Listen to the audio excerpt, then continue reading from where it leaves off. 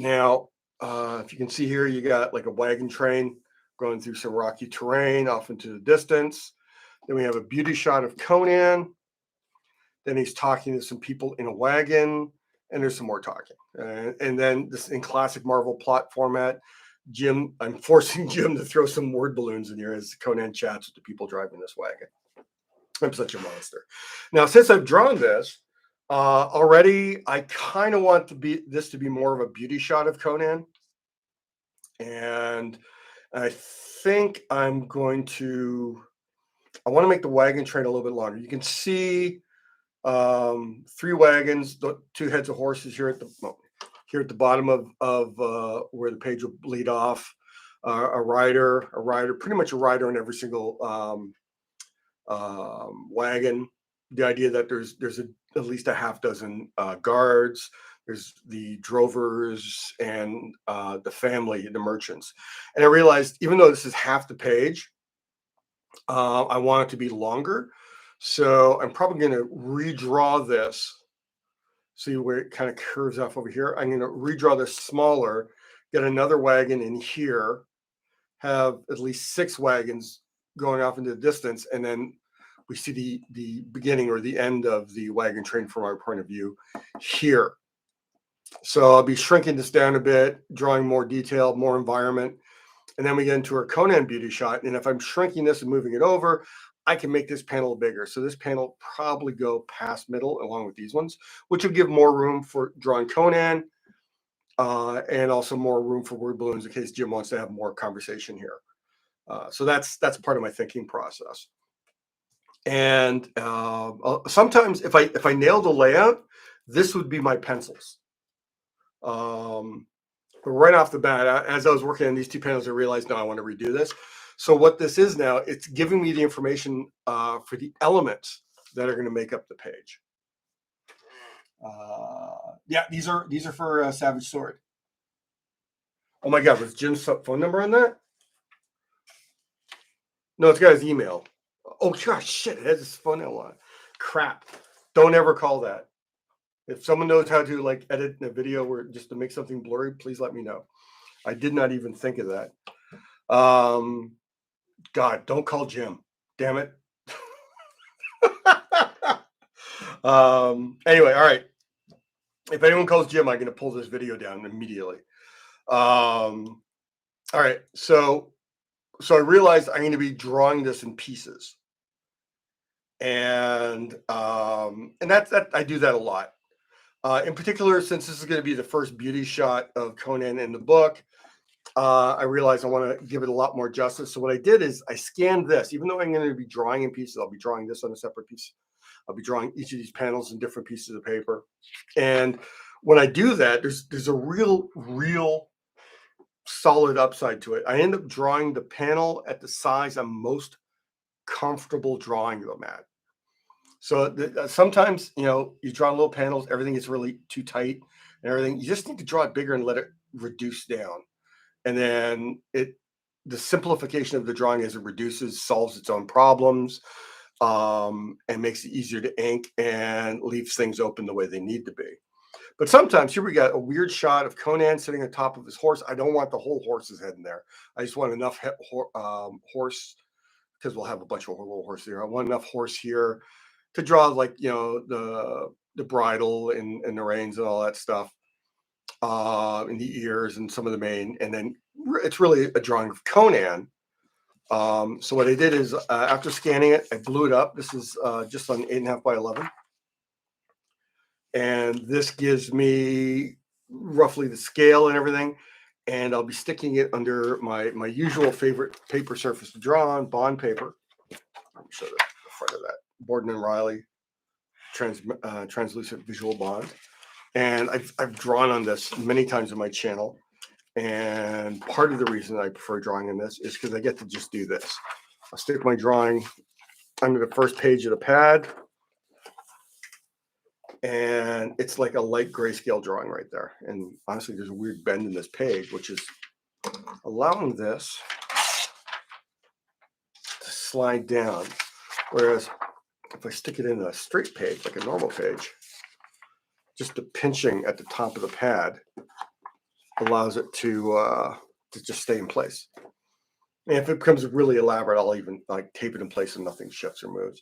But I can do a drawing on this, and then if it's mostly air but not quite, I can rip it off, slide it underneath another sheet of paper, and use the drawing I did on this sheet as the underdrawing for the next one, and I can refine and make changes as I go.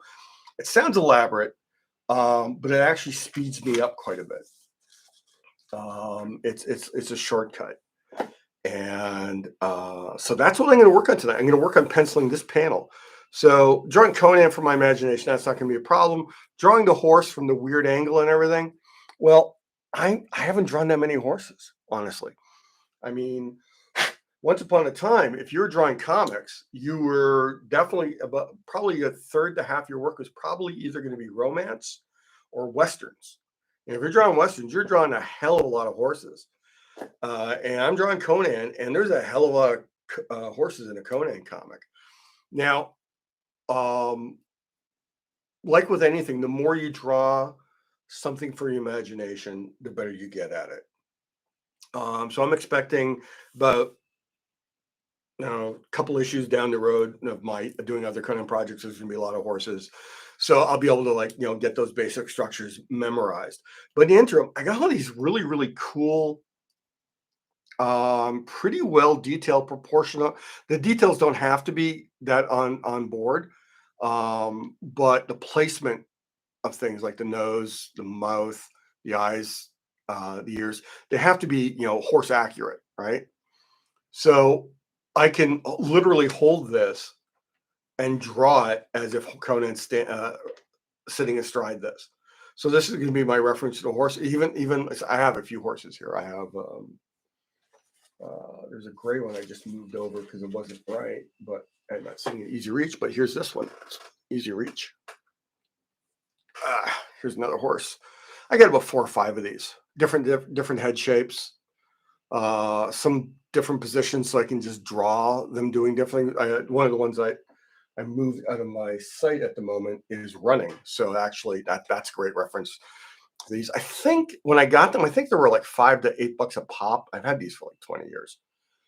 And every time I have to draw horses, I pull these out, and I can look at all these horses and use them as reference. And so this is the horse I'm going to be using for reference for drawing tonight. Put this one back. I got a nice little shelf of stuff here. In fact, I just added 2 new things to my art shelf. My friend Martin, who runs Slam Press Tomes in Frankenstein, he 3D printed me a Corinthian. Look at that. Isn't that amazing? He painted it too. So heavy too. I mean, it's like how solid. I think it's resin. And so I got myself this amazing Corinthian he printed off. It's actually pretty decent skull reference, apart from the eyes. And some of the structural stuff around the eyes is off. But of course it is, because it's a Corinthian. I mean, it's like my usual skull reference is this baby here, which is also on my art table. Sorry, I don't know why I did that. And the other thing he made me, and this is in trade for some art, he actually found a file for the, I hope this is legible, the Frazetta Barbarian piece is a bust. So he printed that out for me. There was a sword here initially, but part of it broke in manufacture. I think it cracked, and he fixed it. And then he wrapped it really carefully, but it didn't matter. The rest of the sword broke off when I unwrapped it. And honestly, I think it looks better without the sword. I might have to touch up the paint a bit. But this is a really awesome like barbarian or Conan or there we go. Yeah, it's got the structure down perfectly. I love it. I love it. But I won't be using that. I'm my head shape is based more in the Bishima Conan head shape. Let's see anything here. Before the bid goes into replay mode, edit the early part out of your YouTube studio. All right. Yeah, I can go back and so yeah, I can go back and I can probably cut off. It'll be kind of jarring starting in later, but I'll see if I can just cut off the part where it shows the script, and or maybe I can even just edit it out. Yeah, I think I might have gotten those horses at Michael's, or I might have gotten them for a while. I haven't looked, but Chapters, which is a book chain here in Canada, in their kids book section used to have a shelf of those European made animals, and had a lot of fantasy creatures too, but it was mostly the real world animals that were lions, tigers, and stuff. And oh, here's another horse. Here's one. It's like a little white trotter horse. So yeah, so I got a bunch of these horses. Let me put this back up here. Oh my god. You know, if I ever wanted to draw an alien comic, I'm set too. Rawr. Rawr. His mouth comes out too. Oh my god, look how dusty he is. He's been sitting up there for a couple years. Rawr. Ever one of these guys French kiss? It's like, come on, man. What's going on? Sorry. I'm sorry. I'm playing with my toys on live streaming. That's not right. I got a lot of fun toys in my studio that I working as an artist allows me to say, oh, they're important to my work. Yeah, so I got those at Michael's. Gil Kane did great. Oh God, Gil Kane did great everything.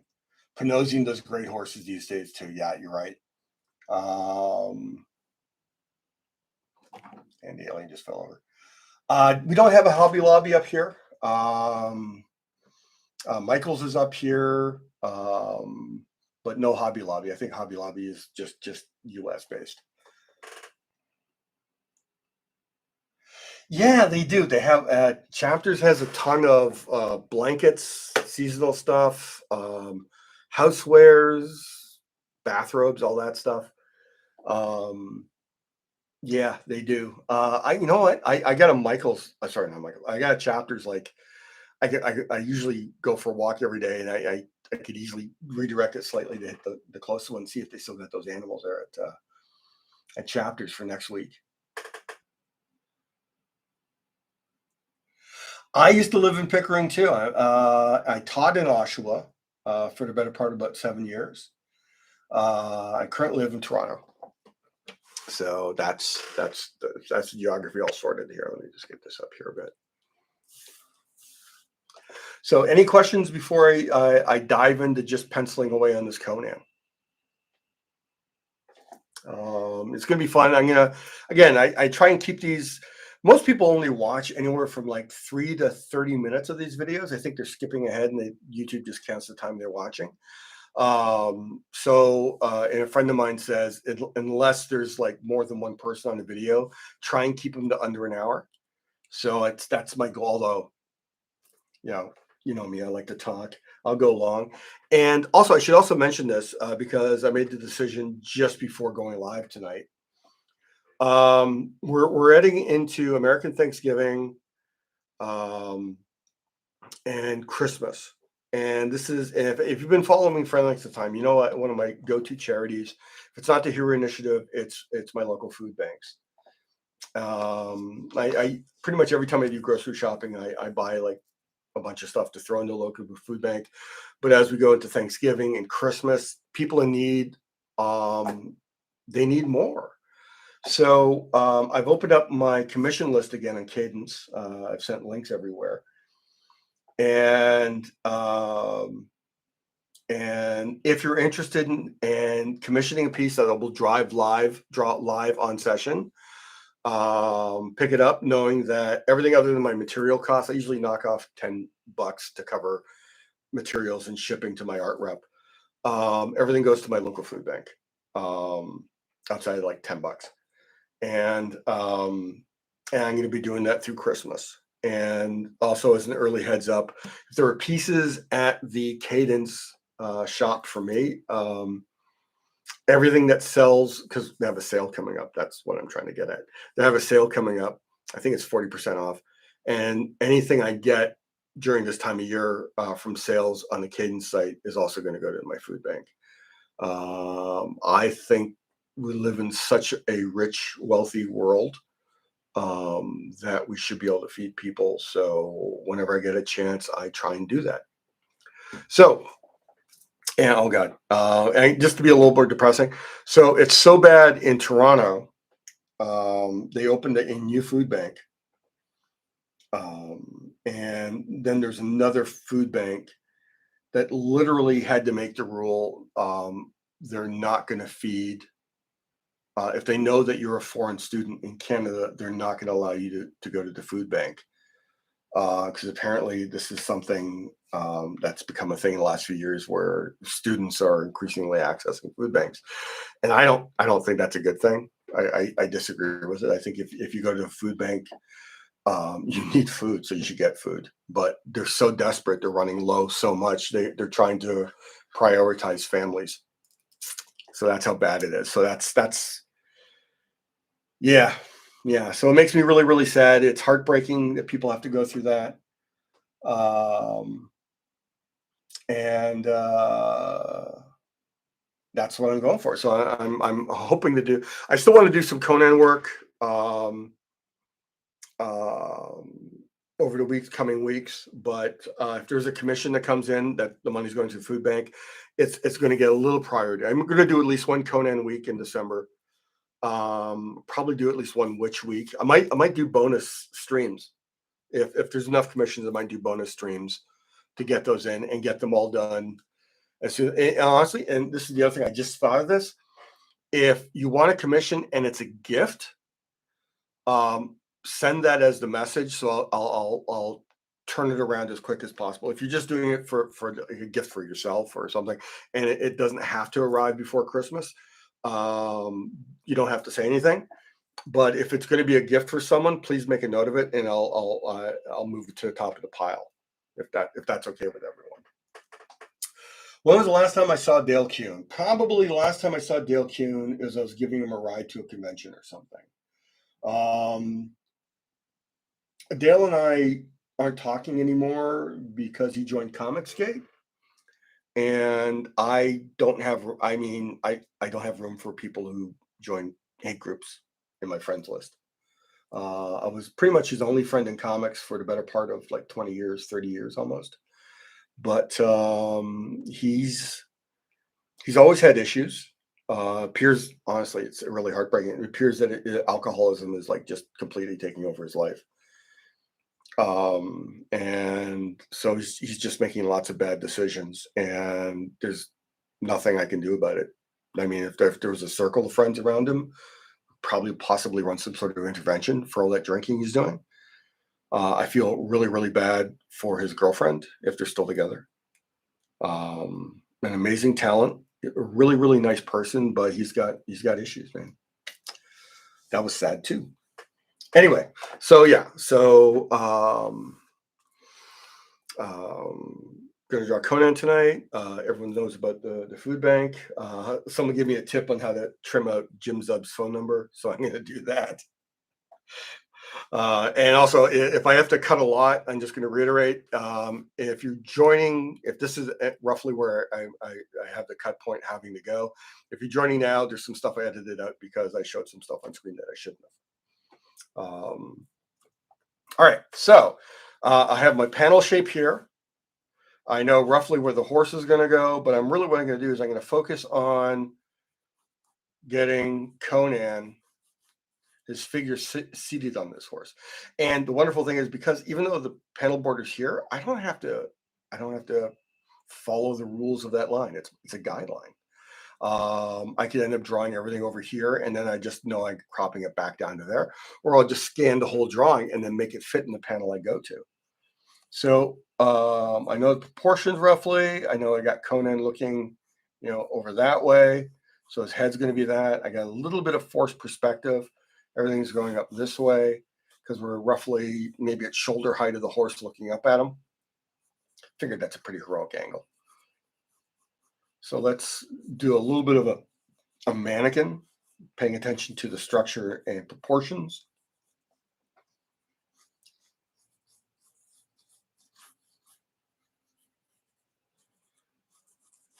And already I'm seeing that Conan is sitting way too, like his pelvis is actually, from this initial sketch, his pelvis is actually inside the horse at this point, which is, not a good thing no matter where the laws stand with you. I'm not a big fan of taking advantage of a trusty horse like that. So odds are I'm going to draw this, and I'm going to move the horse down a bit and have him more properly placed. And is he slouching a bit in the saddle, or is he upright? I kind of got, if he's looking over there, he's probably looking, so he's going to be more upright. So here's the head. Everyone knows the 8 head measurements. The standard comic book figure is 8 heads tall. So you take a line, divide it in half. That's two spaces. Divide that in half. That's 4 spaces. Divide that, all those sections, in half again, and you realize that's how big your head is, right? And that head falls on all those lines all the way through here, with the idea being that 4 heads, the middle part, that's where the crotch is. So here's your legs. I mean, any anatomy book you've looked at has that there. There's a pelvis, neck, rib cage coming down.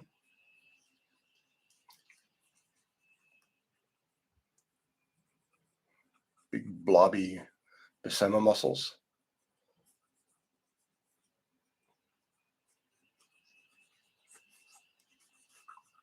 This is the 8 head Conan. Now, honestly, Conan's generally considered what I would call a heroic tier figure. So you kind of cheat, and what you do is you make them 9 heads tall.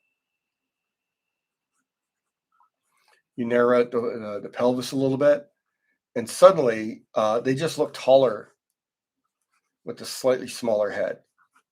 I can even erase that a bit. But knowing the proportions based on the heads, you know that the second head falls pretty much around the nipples, third head around the mid belly button-ish, fourth head at the crotch. Knees are sitting above the 6th head, and that's just middle of the shin. So for now that I got my head sorted out here on this Conan, I know his second head's going to be flowing around here, and that's where his pectorals and Conan's nipples are going to sit. Now he's going to be wearing armor.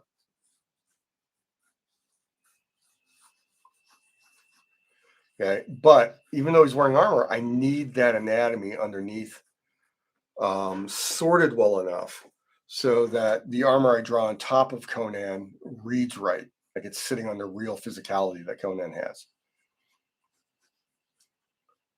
So this is here, and that doesn't need that much rib cage. Pelvis is here, so 1, 2, 3, 4. So his pelvis is here. See how far I drew it? Like I originally had the line for the horse's shoulders here, but now we're actually seeing that Conan's legs and body are actually much further down, which means that the horse's head is coming up here. So it's really important to plan out, draw transparently, draw through objects and stuff.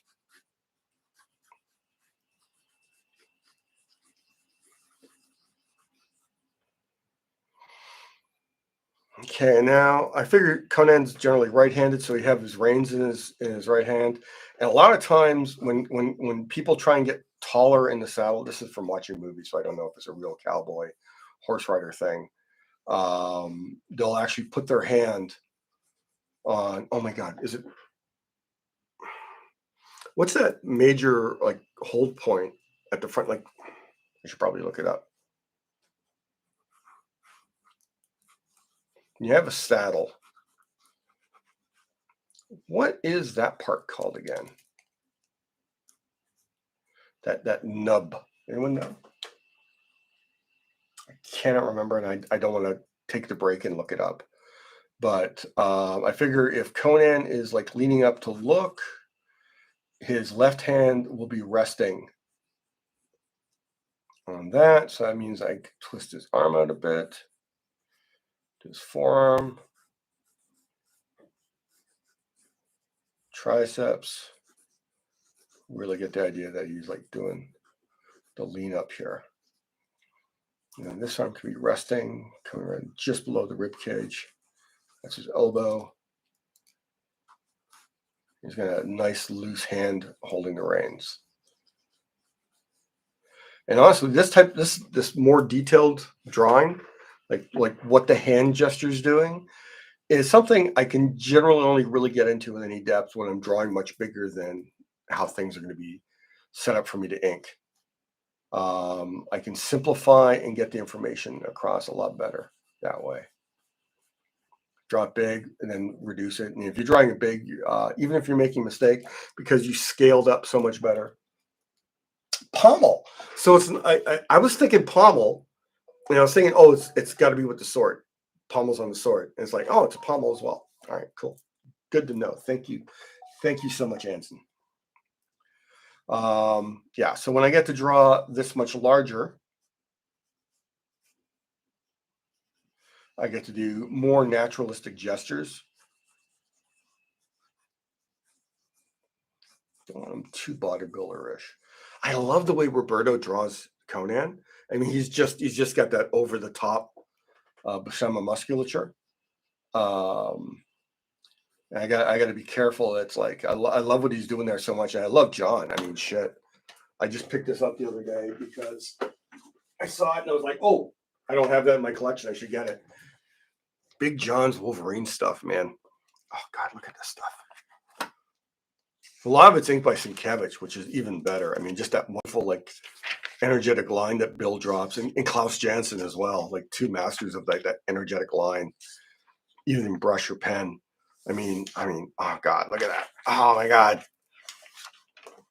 I'm also picking up the reprints as they do them of the Buscema Conan. There's very few bits of Conan inked by John, which is my favorite stuff. But here he is. Al Williamson steps in. Oh my God, all those lines. I wonder if Al's an influence on me. Yeah, he is. He really is. God, look at this beautiful, beautiful, like, okay, these battle scenes. Oh my God, so good, so good. Okay, sorry, I shouldn't be fanboying on live stream. Let's go near the end with the coloring. Actually, gets a little more solid.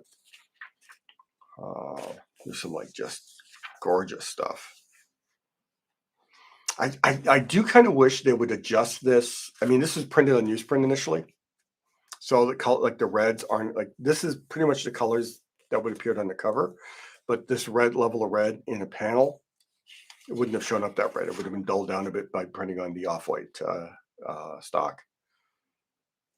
Oh my God, oh, look at that. Inked by Bill there again. Oh my God, so good. Kevin Nolan cover. I mean, I think that pose is like so goofy, and I just love it. But just look at the brushwork on that roofing, and just right down there. Letter by Ken Brusnak, Howard Chaykin's big buddy. But so good. I was so happy when I found this. I completely missed it when they first came out. I missed so many of these big collections. I would have bought like a ton of them. I would have been bankrupt for all the epic collections I would have bought. But anyway, sorry. I'm digressing. R.H. Chan was. He was. Alcala was amazing. Sometimes I felt he was overhanded, but I think that's what they brought him in, man. They wanted... yeah, I was actually going to do some stuff hanging off the pommel here, and I was also going to do like a bow and some other stuff here, because he's a mercenary guarding this merchant caravan at the start of the story, or at the beginning of this flashback, I should say. So here I'm placing the pose right here. I'm finding this very stiff right now, and I'm probably going to move it around, but I want to work out all the anatomical scale and properties before redrawing it. And I'm not really paying attention to the horse, because the entire point of what I'm doing here is, yeah, that arm's going to come down here. If he's just holding it loose, his wrist would be bound around there, I think. Yeah, that's what I do. So that elongates the biceps. Elongates the biceps for Morris. Yay, studying anatomy. The hand probably kind of bent slightly away. How big would that hand be? Always give them slightly bigger than normal human hands. Yeah, that shoulder's got to go back. I think his head's going to go this way. And this is honestly, this is in a nutshell. If you're bored to tears with me, going through this process of how I actually construct a drawing, this is part of the reason why I have everything ready to ink when we start, because I will redraw this figure I don't know how many times until I'm happy with the anatomy, the gesture, the placement, and that's even before putting clothing on. Clothing actually becomes almost like a saving grace, where it's like there's certain things I can't fix, or I just don't have time to get that right. Then the clothing comes in, covers all that shit up, and it works. But right now, it's like you can kind of see the basics of the figure here. It's not. I'm looking at it on screen right now. It's not as bad as it looks for me looking at it directly. But yeah, that head's gotta go back a bit. I think I gotta pull that back. Pull that. And I'll even erase it, even though I generally don't erase at this stage.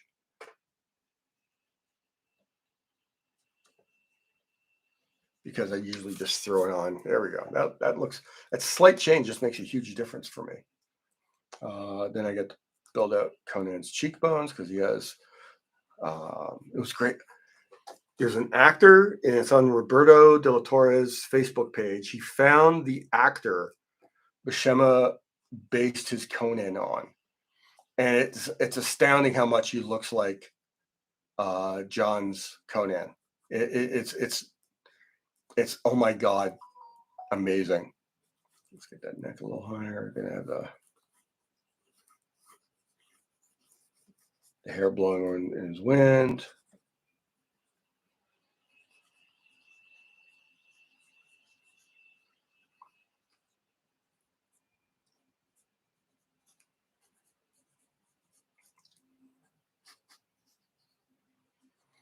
Might even pull the head up.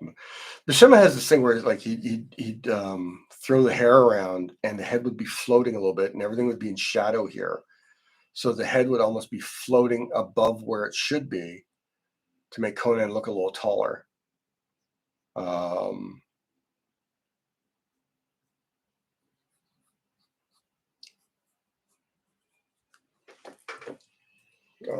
not terribly comfortable doing that.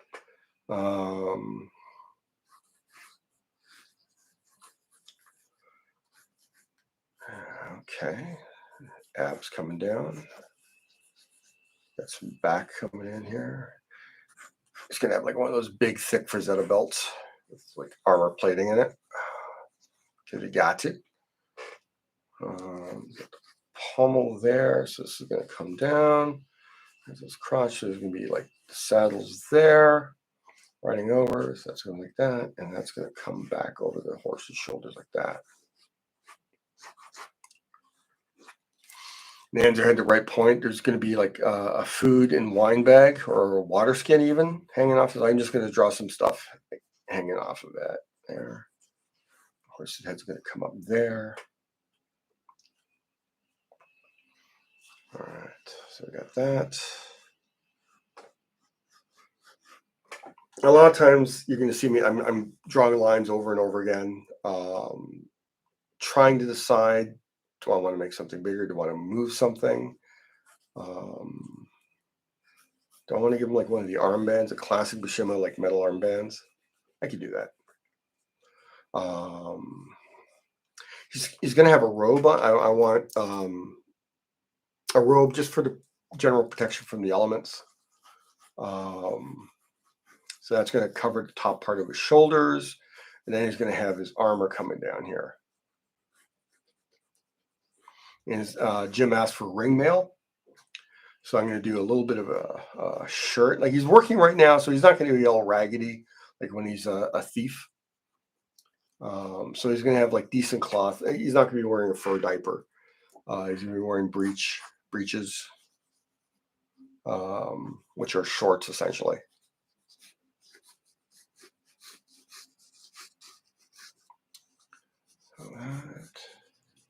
So maybe that's a better center line.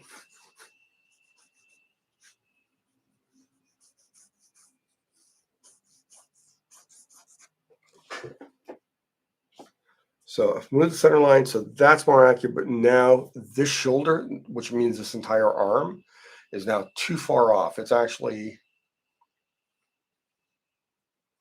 so that should be where the top of the clavicle is. If that's the top of the clavicle, then the bone from that arm comes down to there. So that means his elbow's too low.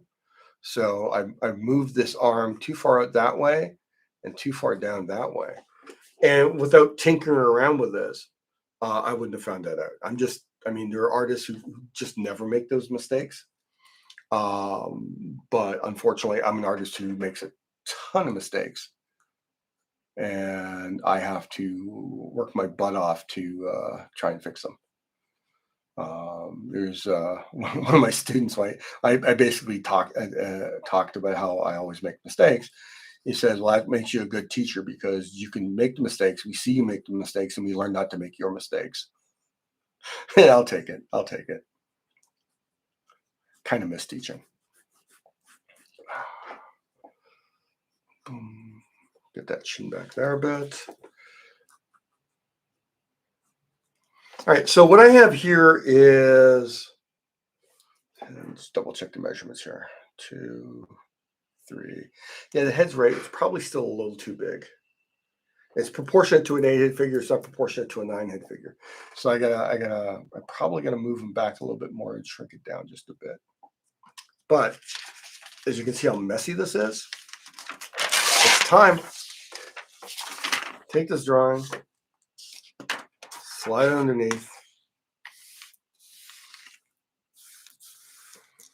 and then all that work I did is now here free for me to change however I need to improve this figure. Now, one of the things I can do is there's just literally moving the drawing underneath and tracing it up in a correct position. Since I know this arm, the arm's not wrong, but again, it's too off to the side and too far down. So after I reestablish the chest and everything, and I think this arm's okay, what I can do is I can literally move the undersheet, the sheet underneath, until the shoulder's at the right height and see how the arm looks with that just moved up in relationship to everything else. And I think I'm going to, yeah, the head's too big. Now, what I could do is, the head's not badly drawn, but I know it's wrong.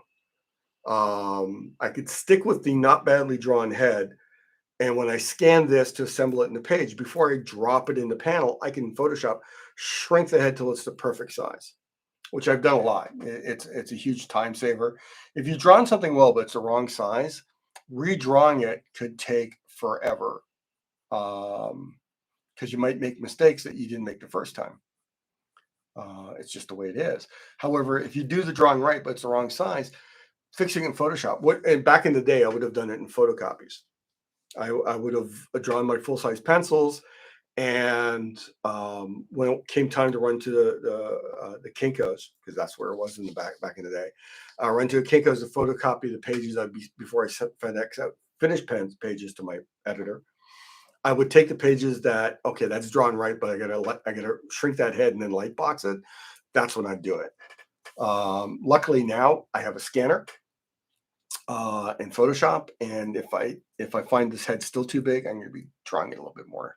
You know, if I found this head still too big, I would just quickly fix it in Photoshop before I ink it, and that would make a huge difference.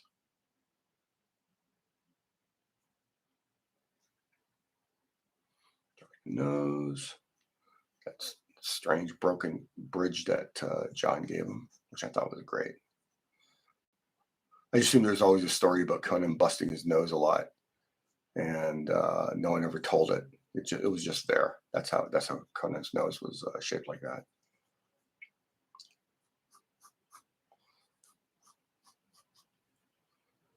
And if there's hard sunlight, I might do hard shadows under his eyes, which means that you get that kind of sweeping curl that John did a lot of.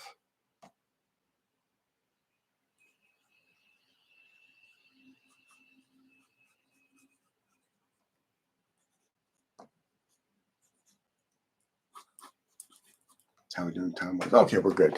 I'm gonna go again, trying to keep it to about an hour. But if I'm cutting off the first bit, I can go a little bit past. So I'll try and make sure I got this piece mostly penciled for you guys. Yeah, his neck's a little longer, his head's a little bit smaller.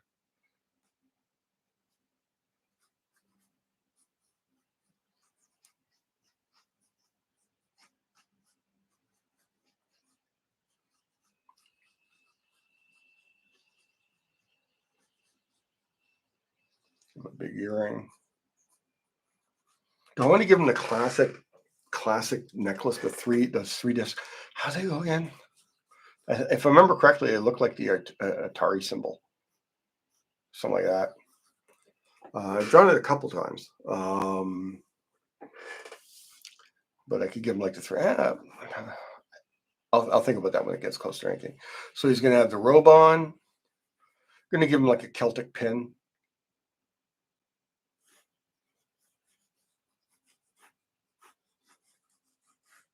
That goes there.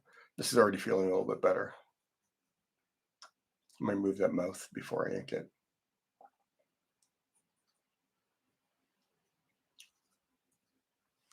That's looking Conan-y to me. So that, keeping the same center line for the rib cage. Come down. The curvature for the mouth. That.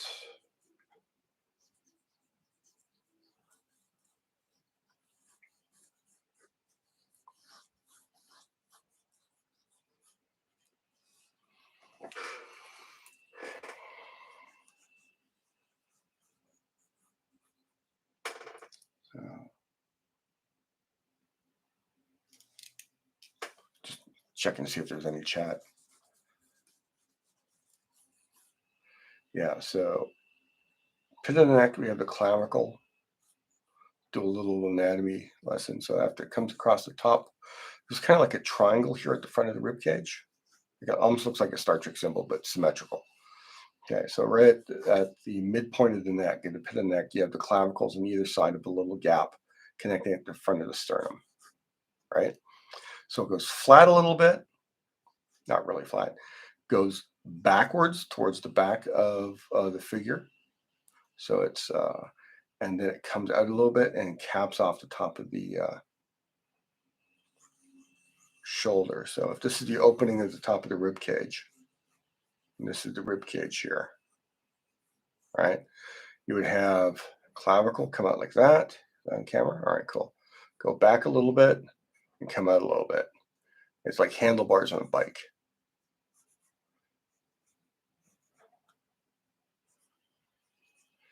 And your arms hanging there. So that's the front. And then this is where like the spine comes up through the inside of the rib cage.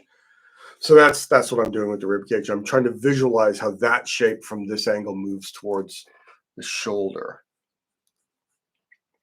Now his head still seems a little bit big, but I haven't bulked out his pecs yet, which will immediately make him look a little bit smaller. And his arms. There's that belt. It's going to come out to there. Don't know if I'm going to. Sometimes, since the belt's armor, the person under the armor wants to be able to move. So sometimes it'd be like fur padding or like something knitted wrapped around underneath the heavy belt. So the belt could get hit, and let's say you got hit like right at the point of your pelvis. And if the belt's covering the top edge of your pelvis, is a specific term, I won't go in. If the belt has a metal plate, the metal plate stops the cutting edge from going through the belt. But if there's like a padding of fur or wool underneath the leather and the metal plates, it actually softens, adds like padding, so that metal plate doesn't get driven into your body and perhaps break a bone. So there's a whole bunch of shit like that. Okay, and kind of got to go here. This pectoral comes through there. before it comes through there, before it comes through there. Yeah, so this leg's still going to come out like that.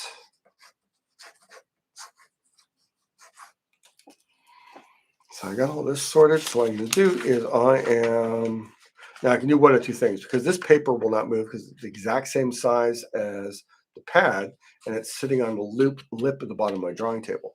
So what I can do is I can literally take this off and go, I want that arm there instead. So originally it was like that, but now I'm just moving it down and up a little bit like that. And suddenly his arm is in the right spot. It may not be a perfectly well drawn arm, but it's better than what I had. And I'll take it as I move towards making this a more finished piece.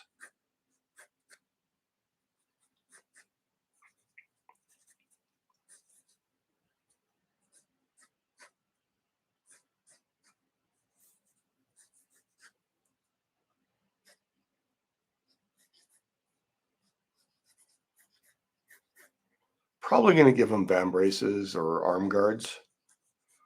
Another little Frazetta touch.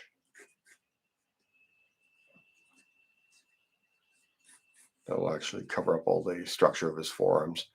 Kind of want to draw the forearms, but you know, I know what's coming in the story, so I can draw that as needed. Actually, looks like he's about to grab his junk there, isn't it? It's like, you know, some other barbarian, you know, said, "What's your name?" Then they go back and forth, just screaming "fuck you" at each other.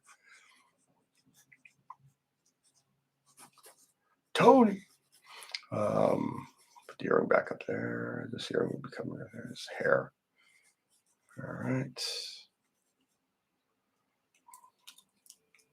He's holding the reins. Oh, actually, I can give him like this kind of hand.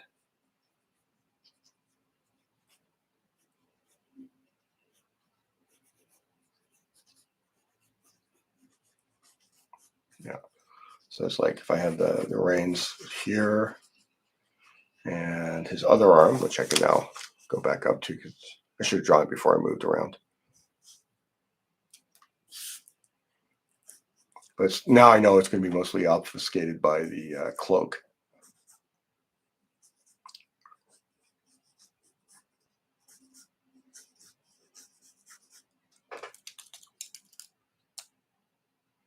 Thanks so much. When this was like, when's it going to happen? When's it going to start? When's it going to happen? What's going to start? I spent a whole bunch, like when I had spare time between all the other work I got to do, I was like doing studies of both Frazetta and Buscema Conan heads, because I figured it's like the worst thing I could do is have a Conan that doesn't look like Conan. I kind of hate that when there's like an artist I love and they just do something weird with Conan's face, because it's like I have the same reaction with Superman.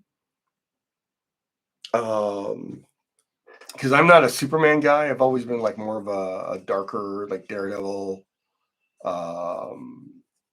even to a certain extent, Green Lantern, which should be more darker science fiction-y, but it isn't. There was a Roy Thomas, Alan Davis Conan story, and you figure, okay, it's Roy Thomas. It's going to be, you know, by the numbers Conan, because he essentially invented the format. But the Conan Alan Davis drew, and Alan Davis is like one of the all-time great comic artists, but the Conan he drew looked like a Neanderthal, and that was jarring for me. I could the idea is that Sumerians went on to become the Scots and the Celts, um, uh, and there's a period when the Picts are living in Europe. This is going forward to the Roman era of Robert E. Howard's work with Brad McMorran. And Brad McMorran was like a lone holdout of the Picts as they're regressing into barbarism at a genetic level. Oh, Liam Sharp is great. And perfect team up for Green Lantern. Um, yeah, and he gave Conan a Neanderthal face. And that was really, really unnerving for me from a visual standpoint. That I just figured he would come up with his own take on Conan and would just be perfect. That arm might be a little long, but what we got here is we got pretty much what I need. And I'm going to give him like so. It's going to be ring mail, so it's going to be semi rigid leather with rings on it, which is going to be something to draw.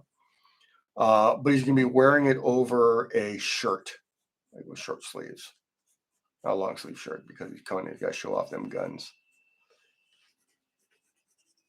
And let's get that right there. And will he have like a cross belt? What would he have? In the story, he ends up wielding that big axe. You get to see him with a lot. Yeah, this hand's too far. I'm gonna move this hand up here. So I could have the axe. I think you'd have the axe hanging off of his saddle. Honestly, it'd be an axe slung over the back is such a weird thing. Um, the mouth is too long there. Fix that a bit. Yeah, so when I do more shots of him on the horse, because we're gonna have the horses rump here, I can easily have the axe strapped back here with like some sort of coverage on the blade. So get that in there. And I want to have like some sort of like stuff hanging off his belt, like a pouch. Dagger wouldn't be seen. There's also a part of me. Oh my god, this is terrible. So this is how my brain works. So now I'm thinking it's like it'd be kind of cool to have him standing in the saddle, hand on the pommel, and his other hand on the back seat, back part of the saddle with the reins all the way over it. And then I could have the head, the horse's neck going over, and then the horse obviously looking back because the reins are being pulled that way a bit. But I think this works. I can fix that hand, move it up, do details on the embraces, and then the horse comes out through here, and then it all reduces into the panel nicely because there's no other background details I'm throwing in.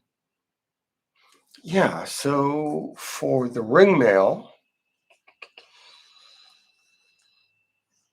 what I'm going to do is I'm going to do rows of rings across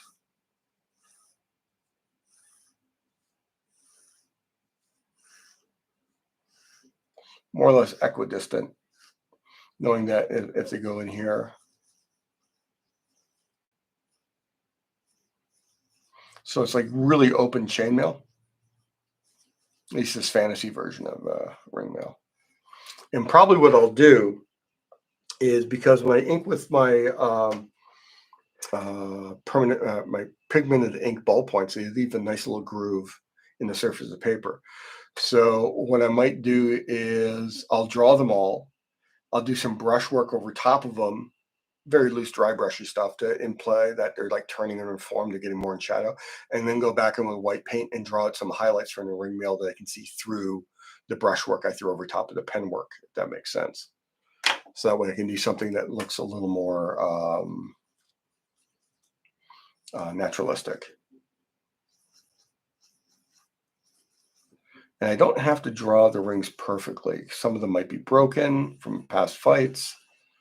It needs repair, but he's on the road, so he can't fix it. I like things looking like they've been used up a bit, and kind of faking the ellipses as it turns across his chest in perspective. So this is decidedly not chainmail.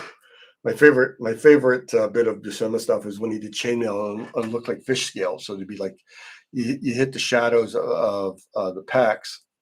You have the shadow of Conan's head coming through here, and then there'd be like solid blacks here, solid black here, solid black on the top part of his stomach, and then there'd be little brushstroke flicks going into the light, and those to imply the chainmail. And he did that in Captain America too.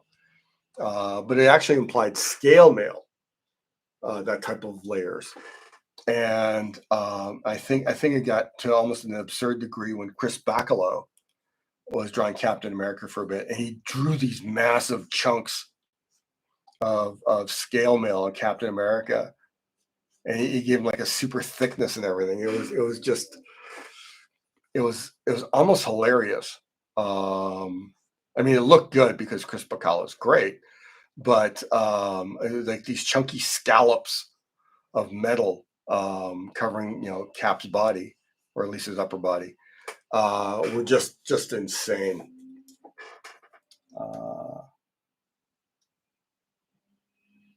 Okay, look around or to stretch.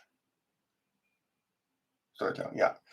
Yeah, I think I'm not in love with his arm.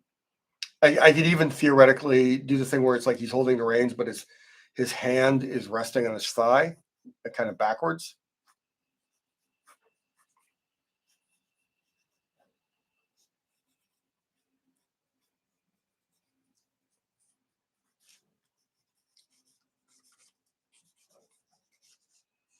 Right? I think that might even look more natural. Because if I have his hand in the palm, I can free. Actually, yeah, I'm going to do that. I'm going to do that. I'm going to move his hand over here. So it's going to pull his arm up there. So his arm's going to go like that. Here I am drawing on top, making everything a mess. But again, one of the benefits of working this way, like working on separate pieces of paper and everything, is I can be as messy here as possible, because what I'm worried about, what I'm concerned about, is making what's on the page when it's done the best possible thing I can do. Yeah, so then that's going to come back through there. Thigh still going through there. And I can actually draw like a handle from a dagger back there. There we go. Yeah, that's going to be a lot better. It's also going to take away the notion where it looks like he's touching his junk.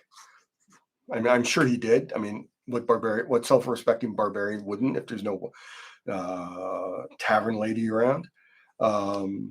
But when he's in the middle of guarding a caravan, I don't think they want him touching his junk.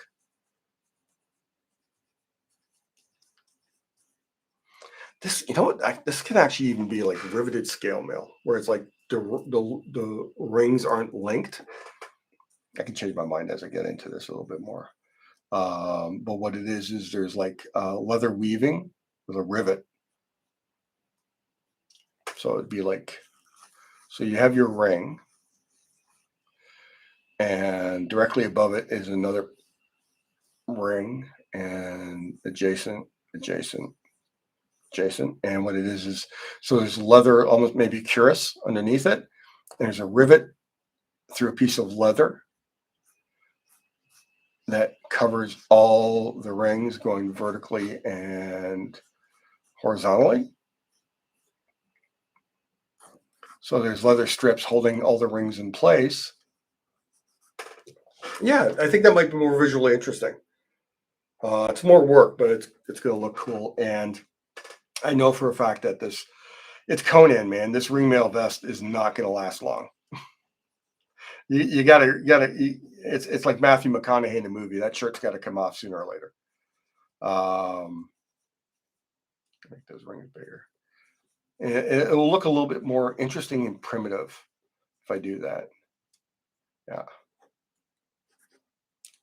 Yeah, I'm gonna opt for that. So that's gonna be detailing to do the inking. It's actually gonna make the inking simpler too. So yeah, there's gonna be another cleanup layer drawing of that. But oops, just dropped my glasses, which I should have been wearing. Why wasn't I wearing my glasses? There we go. Oh, much better. Yeah, so I think this is ready to do a cleanup path and then scan, but I still want to give you guys like another 10 minutes. Let's talk a little bit about Superman. I kind of did a pass about like Superman has to look right, and I'm not a great Superman guy, but I do like the character. One of the things that really matters to me is Superman is he's thick. If he doesn't look like the super skinny Superman don't do it like the Neil Adams Superman, as well drawn as it is. I like the way he drew the face, but But I found his Superman almost too slender. There's a part of me that thinks that Superman um, should be kind of like dad body in a certain way, like that thickness, like a circus strongman type of guy. I think there's got to be. Frank Quitely is probably my favorite Superman. So Superman's going to have, lantern jaw, ball shaped head,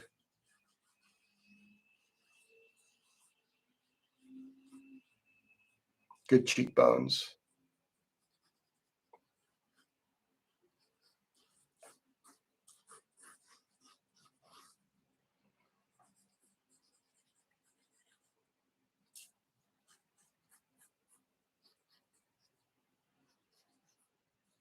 Pull that jaw up, chin up a barrel. There we go.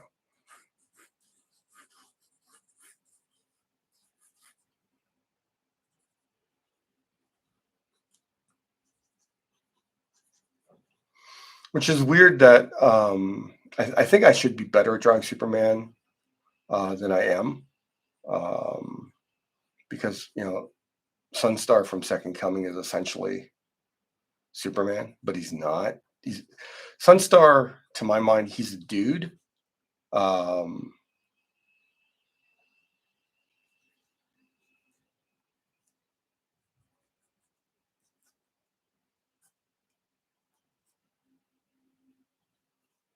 but he's definitely he's strong and everything, but he's not Superman. Superman is everyone's dad, um, who is going to take care of everyone. When he shows up, everyone's safe, right? I mean, that's how I see Superman. There's my comparison. I said this to a friend once. We were talking about, like, what Superman should look like when he shows up, and I said Superman should have the same vibe as William Shatner did in Generations, Star Trek Generations.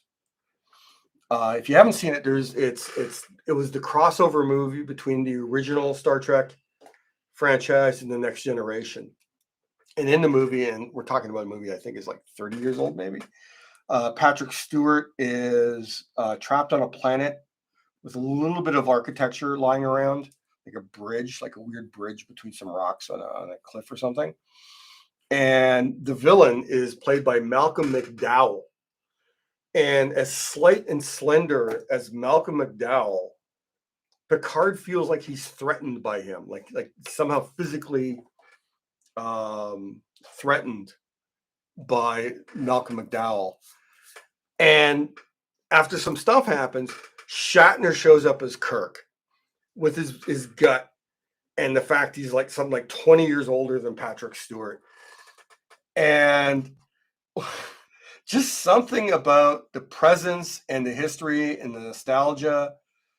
Soon as Shatner shows up and it's Kirk, you go, oh, okay, things are going to be okay now. And that's the kind of feel I want with Superman. When he shows up, people are going to be all right. I think the other guy, I think he drew like a perfect Superman, was Jose Luis Garcia Lopez. I think he drew kind of like the perfect everything. I mean, there's a reason why he did the style guide for DC.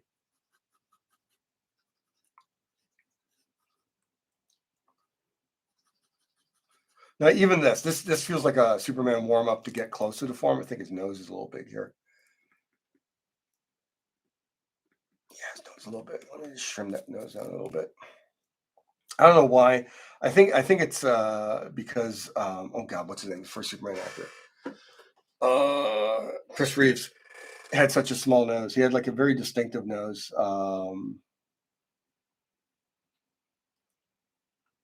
He's looking stern, but he's Superman. He's allowed to be a little stern.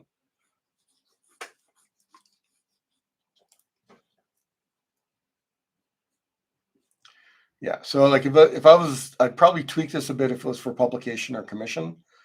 But this is pretty much how I see Superman looking. Like that really thickness to his traps. This is going to come down through here. So the cape comes over. He still looks too mean here, doesn't he? He looks mean. Let's change that mouth to make him look a little less mean.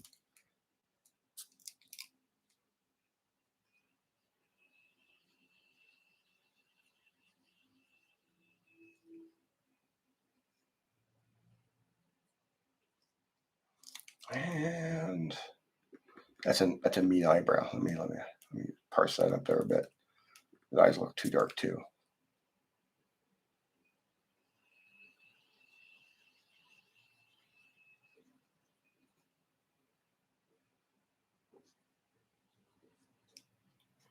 There we go. That's pretty close to how I want to see Superman. Superman shows up. It's like he's got a chin that could break a building in half, and he just looks calm, assured. There he is. And this is me drawing it. It's like I'll never be the first guy I'd hire to draw Superman. But when I see guys who can't get into that ballpark, I don't think they haven't done the job. I think if you're doing a character, especially a character with such a long tradition as Superman, you gotta cleave the canon. When someone sees it, they kind of go, "Yeah, that's Superman." I think that's part of the job. I think that's part of the job. Well, thank you so much. What's the name there? Cinnabon. All right, cool. Teeny head though, yeah. I love Quitely's gestural work is unparalleled. All right, so yeah, so here we go. You got to see me. This is about 90% of the penciling work for that panel. My son's coming back from about 2 weeks in Europe tomorrow, so I'm probably not going to finish this page tomorrow, but it will get done this week. And if you follow me on Patreon, I'll post the full finished version of the page that I showed you in rough here. There again, there's a rail. So you can see you see this. I'll probably even post this in Patreon as well. The rest, you can see all the changes I did. You can even see there that figure's a little more robust and thought out there. And yeah, so this week I'll post this whole page. I'm not going to post a whole Conan comic. That would just be wrong. It'd probably piss off my employer. But yeah, so every week I do some work on Conan on stream. I'm going to post that page that week. So I'm going to be picking hopefully spoiler-free pages for the most part, or panels if I just focus in on. Well, what I might do is I might even like block off the spoiler stuff and then just ink a panel on stream. Again, everyone, you guys are great for showing up and putting up with my blathering and questionable drawing. You make me so happy every time you guys show up and ask questions and communicate with me. I didn't think I'd actually enjoy the streaming as much as I am. I was hoping I was going to enjoy it, but you guys are making it special. So next week it's probably a witch, unless someone immediately jumps on and says, "I want a commission for Christmas." And yeah, I guess that's it. So yeah, so you guys have an amazing week. I hope the world turns in the way it needs to make you happier next week than you were this past week. And I'm looking forward to spend more time with you next Sunday. Good night, everybody.